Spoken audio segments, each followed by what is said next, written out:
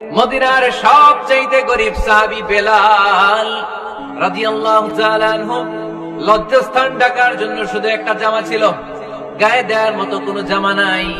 এই সাহাবীর মতো গরিব কোন সাহাবী মদিনার জমিনে নাই।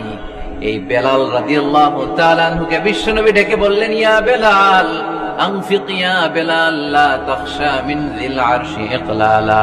ও বেলাল, আল্লাহর রাস্তায় দান করো, কারণ আমার আল্লাহর ধনভাণ্ডারের কমতি নাই। সাইয়েদনা বেলাল রাদিয়াল্লাহু তাআলা আনহু সবচেয়ে গরিব। শুনতেছেন, বুঝতেছেন? সবচেয়ে গরিব। ডাউন পার্টটা ঢাকার মতো একটা গার্মেন্ট ছিল, একটা কাপড়, এটা পেঁচায় আসতো, নামাজ পড়তো।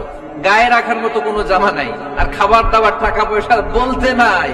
ওই সাহাবীর বিষ্ণু ইসলাম বললেন, আনফিক বেলাল, বেলাল তুমিও দান করো, তুমিও দাও, দানের হাতকে প্রশস্ত করে দাও। আনফিক ইয়া ইবনা আদম উনফিক আলাইক, হে বনি আদম দাও, দিলে আমি তোমারে দেব। যারা দান করে বেশি তাদেরকে দেয় কে? দিলেই আসবে, না দিলে আসে না। আপনি দেন, দেখবেন আসতে শুরু করছে। এটাই সিস্টেম। দিলে কমে না, না দিলে কমে। সুবহানাল্লাহ পড়েন।